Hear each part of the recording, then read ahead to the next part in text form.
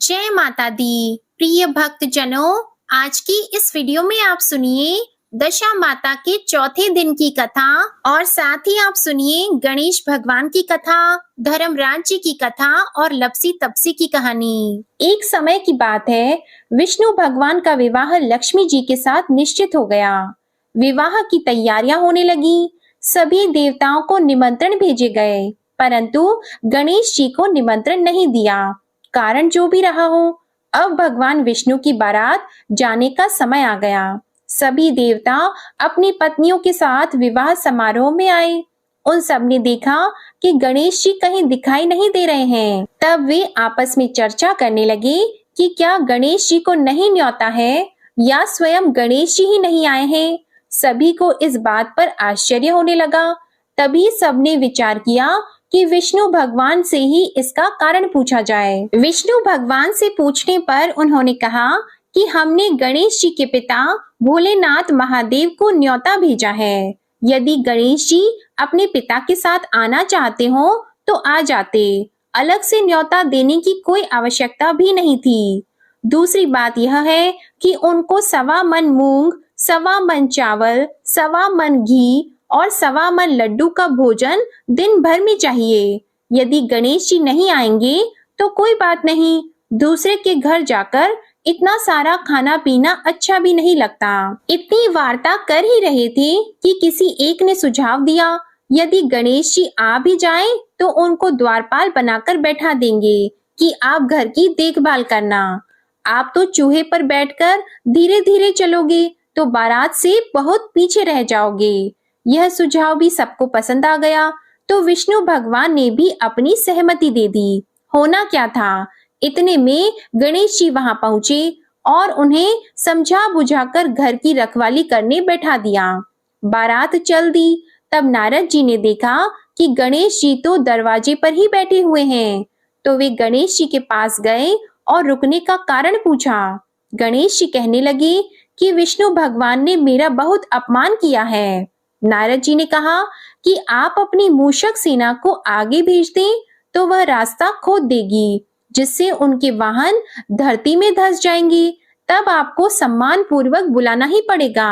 अब तो गणेश जी ने अपनी मूषक सेना जल्दी से आगे भेज दी और सेना ने जमीन पोली कर दी।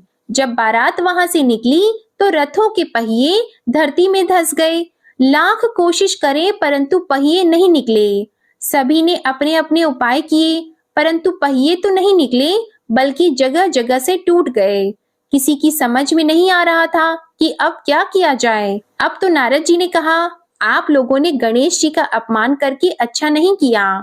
यदि उन्हें मनाकर लाया जाए तो आपका कार्य सिद्ध हो सकता है और यह संकट टल सकता है। शंकर भगवान ने अपने दूत नंदी को भेजा और वे गणेश जी को लेकर आए। गणेश जी का आदर सम्मान के साथ पूजन किया। तब कहीं रथ के पहिए निकले। अब रथ के पहिए निकल तो गए, परंतु वे टूट फूट गए, तो उन्हें सुधारे कौन। पास के खेत में खाती काम कर रहा था, उसे बुलाया गया। खाती अपना कार्य करने के पहले श्री गणेशाय नमः कहकर गणेश जी की वंदना मन ही मन करने लगा। देखते ही देखते खाती ने सभी पहियों को ठीक कर दिया। तब खाती कहने लगा कि हे देवताओं, आपने सर्वप्रथम गणेश जी को नहीं मनाया होगा और न ही उनका पूजन किया होगा, इसलिए तो आपके साथ यह संकट आया है। हम तो मूर्ख अज्ञानी हैं, फिर भी पहले गणेश जी को पूजते हैं, उनका ध्यान करते हैं। आप लोग तो देवतागण हैं, फिर भी आप गणेश जी को कैसे भूल गए। अब आप लोग भगवान श्री गणेश जी की जय बोलकर जाएं तो आपके सब काम बन जाएंगे और कोई संकट भी नहीं आएगा।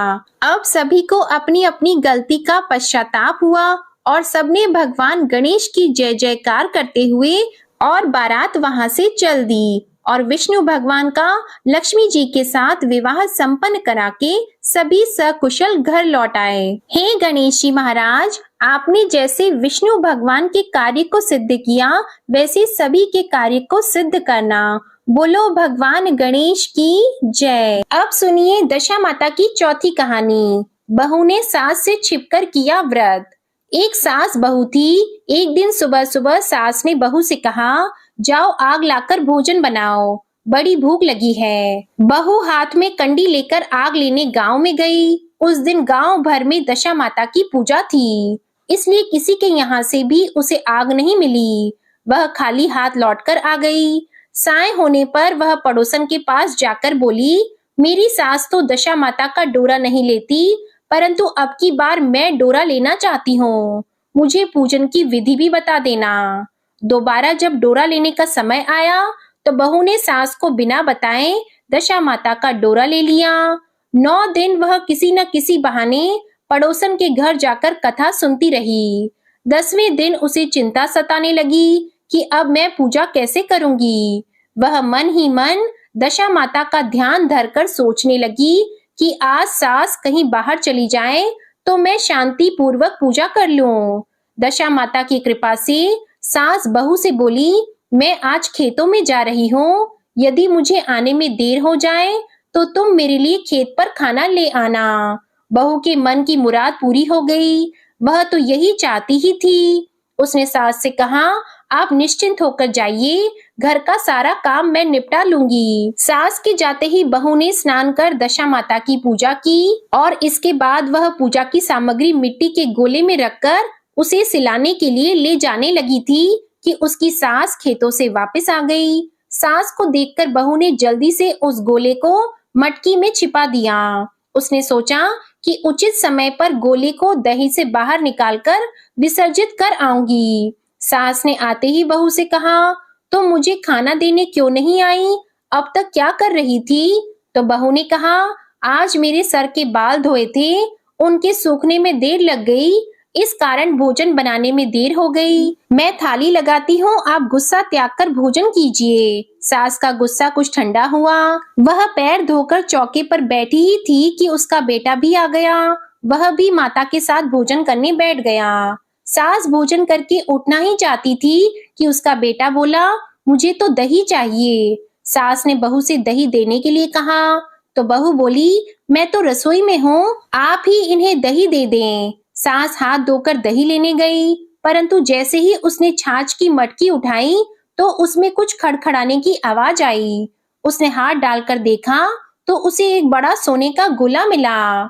सास ने आश्चर्य से बहू से पूछा, इस छाछ की मटकी में यह सोने का गोल कहाँ से आया? इसे तुम कहाँ से चुरा कर लाई हो? यहाँ क्यों छिपा कर रखा है? मैं समझ गई कि इसी वजह से तुम छाछ देने नहीं उठी। इसका भेद बताओ। तो बहू बोली, मुझे कुछ नहीं पता, मेरी दशा माता जाने। मैंने आपको बताए बिना दशा माता का डोरा लिया था और उनकी पूजा की थी। आपके आ जाने के कारण मैं डोरे को विसर्जित करने नहीं जा सकी। आपके डर से मैंने इसे छाछ की मटकी में छिपा दिया था। दशा माता ने इसे सोने का बना दिया, मैं इसमें क्या कर सकती हूँ? तो सास ने बहू को गले लगा लिया और कहा, अब मैं भी तुम्हारे साथ डोरा लूंगी और विधिवत व्रत और पूजन किया करूंगी। हे दशा माता, जैसे आपने इनको दिया वैसे ही सभी भक्तों पर अपनी कृपा करना। प्रेम से बोलो दशा माता की जय। अब सुनिए धर्मराज जी की कथा। किसी गांव में एक बुढ़िया रहती थी। वह बहुत नियम धर्म से व्रत रखा करती थी। एक दिन भगवान के घर से यमदूत उसे लेने आ गए और वह उनके साथ चल पड़ी। चलते चलते एक गहरी नदी आई तो यमदूत बोले कि माई, तुमने गोदान की हुई है या नहीं? तो बुढ़िया ने उनकी बात सुनकर मन में श्रद्धा से गाय का ध्यान किया तो वह उनके सामने आ गई और बुढ़िया उस गाय की पूंछ पकड़कर नदी को पार कर गई। वह यमदूतों के साथ फिर आगे बढ़ी तो काले कुत्ते आ गए। तब यमदूत फिर बोले कि कुत्तों को खाना दिया था। तब बुढ़िया ने मन में कुत्तों का ध्यान किया तो वे रास्ते से चले गए। अब बुढ़िया फिर से आगे बढ़ने लगी तो रास्ते में कौवे ने उसके सिर में चोंच मारनी शुरू कर दी। तो यमदूत बोले कि ब्राह्मण की बेटी के सिर में तेल लगाया था। तो बुढ़िया ने ब्राह्मण की बेटी का ध्यान किया और कौवे ने चोंच मारनी बंद कर दी। कुछ आगे बढ़ने पर बुढ़िया के पैर में कांटे चुभने लगे तो यमदूत बोले कि खड़ाऊ आदि दान किया है। तो बुढ़िया ने उनका ध्यान किया और खड़ाऊ उसके पैरों में आ गई। फिर बुढ़िया आगे बढ़ी तो चित्रगुप्त जी ने यमराज से कहा कि आप किसे लेकर आए हो? तो यमराज जी बोले कि बुढ़िया ने दान पुण्य तो बहुत किए हैं, लेकिन धर्मराज जी का कुछ नहीं किया, इसलिए आगे द्वार इसके लिए बंद है। ये सारी बातें सुनने के बाद बुढ़िया बोली कि आप मुझे सिर्फ 7 दिन के लिए वापस धरती पर भेज दो। मैं धर्मराज जी का व्रत और उद्यापन करके वापस आ जाऊंगी। तो बुढ़िया माई वापस धरती पर अपने गांव आ गई और गांव वालों ने उसे भूतनी समझकर अपने दरवाजे बंद कर दिए। जब वह अपने घर गई तो उसकी बहू और बेटे भी दरवाजे बंद करके बैठ गए। फिर बुढ़िया ने कहा कि मैं भूतनी नहीं हूँ, मैं तो धर्मराज जी की आज्ञा से वापस धरती पर 7 दिन के लिए आई हूँ। इन 7 दिनों में मैं धर्मराज जी का व्रत और उद्यापन करूंगी, जिससे मुझे परलोक में जगह मिलेगी। बुढ़िया की बातों से आश्वस्त होकर बहू और बेटे उसके लिए पूजा की सारी सामग्री इकट्ठा करते हैं, लेकिन जब बुढ़िया कहानी कहती है तब वह हुंकारा नहीं भरते, जिससे बुढ़िया फिर अपनी पड़ोसन को कहानी सुनाती है और वह हुंकारा भरती है। 7 दिन की पूजा, व्रत और उद्यापन के बाद धर्मराज जी बुढ़िया को लेने के लिए विमान भेजते हैं। तब स्वर्ग का विमान देखकर उसके बहू और बेटों के साथ सारे गांव वाले भी स्वर्ग जाने को तैयार हो जाते हैं। तब बुढ़िया ने कहा कि तुम कहाँ तैयार हो रहे हो? मेरी कहानी तो केवल पड़ोसन ने सुनी है, इसलिए वही मेरे साथ जाएगी। सारे गांव वाले बुढ़िया से धर्मराज जी की कहानी सुनाने का आग्रह करते हैं, तो बुढ़िया उन्हें कहानी सुना देती है। कहानी सुनने के बाद सारे गांव वाले विमान में बैठकर स्वर्ग को जाते हैं। तो धर्मराज जी कहते हैं, मैंने तो विमान केवल बुढ़िया को लाने के लिए भेजा था। बुढ़िया माई कहती है कि हे धर्मराज जी, मैंने जो भी पुण्य किए हैं उसमें से आधा भाग आप गांव वालों को दे दो। इस तरह से धर्मराज जी ने ग्राम वासियों को भी स्वर्ग में जगह दे दी। हे धर्मराज जी महाराज, जैसे आपने बुढ़िया माई के साथ सभी गांव वालों को भी स्वर्ग में जगह दी है, उसी तरह हमें भी देना। कहानी को कहने वाले, कहानी को सुनकर हुंकारा भरने वाले सभी को जगह देना। प्रेम से बोलिए महाराज धर्मराज जी की जय। अब आप सुनिए लपसी और तपसी की कहानी। एक लपसी था, एक तपसी था। तपसी हमेशा भगवान की तपस्या में लीन रहता था। लपसी रोजाना 1.25 सेर की लापसी बनाकर भगवान को भोग लगाकर भोजन कर लेता था। एक दिन दोनों लड़ने लगे। तपसी बोला, मैं रोज भगवान की तपस्या करता हूँ, इसलिए मैं बड़ा हूँ। लपसी बोला, मैं रोज भगवान को 1.25 सेर लापसी का भोग लगाता हूँ, इसलिए मैं बड़ा हूँ। नारद जी वहां से गुजर रहे थे। उन्होंने दोनों को लड़ता हुआ देखकर उनसे पूछा कि तुम लड़ क्यों रहे हो? तपसी ने खुद को बड़ा होने का कारण बताया और लपसी ने अपना कारण बताया।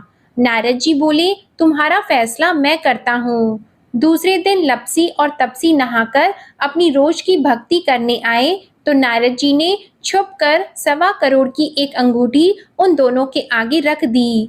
तपसी की नजर जब अंगूठी पर पड़ी तो उसने चुपचाप अंगूठी उठाकर अपने नीचे दबा ली। लपसी की नजर जब अंगूठी पर पड़ी तो उसने ध्यान नहीं दिया और भगवान को भोग लगाकर लापसी खाने लगा। नारद जी सामने आए तो दोनों ने पूछा कि कौन बड़ा है? तो नारद जी ने तपसी से खड़ा होने को कहा। वो खड़ा हुआ तो उसके नीचे दबी अंगूठी दिखाई दी। नारद जी ने तपसी से कहा, तपस्या करने के बाद भी तुम्हारी चोरी करने की आदत नहीं गई है, इसलिए लपसी बड़ा है और तुम्हें तुम्हारी तपस्या का कोई फल भी नहीं मिलेगा। तपसी शर्मिंदा होकर माफी मांगने लगा। उसने नारद जी से पूछा, मुझे मेरी तपस्या का फल कैसे मिलेगा? नारद जी ने कहा, यदि कोई गाय और कुत्ते की रोटी नहीं बनाएगा तो फल तुझे मिलेगा। यदि कोई ब्राह्मण को भोजन करवाकर दक्षिणा नहीं देगा तो वह फल तुझे मिलेगा। यदि कोई साड़ी के साथ ब्लाउज नहीं देगा तो फल तुझे मिलेगा। यदि कोई दिए से दिया जलाएगा तो फल तुझे मिलेगा। यदि कोई सारी कहानी सुने लेकिन तुम्हारी कहानी नहीं सुने तो फल तुझे मिलेगा। उसी दिन से हर व्रत कथा कहानी के साथ लपसी और तपसी की कहानी भी सुनी और कही जाती है। प्रिय भक्तजनों, आज की वीडियो अगर अच्छी लगी तो इस वीडियो को लाइक कीजिएगा, शेयर कीजिएगा। चैनल पर नए हैं तो चैनल को सब्सक्राइब कीजिएगा और दशा माता की पहली, दूसरी और तीसरी कहानी भी हमारे चैनल पर जरूर सुनिएगा। जय माता दी।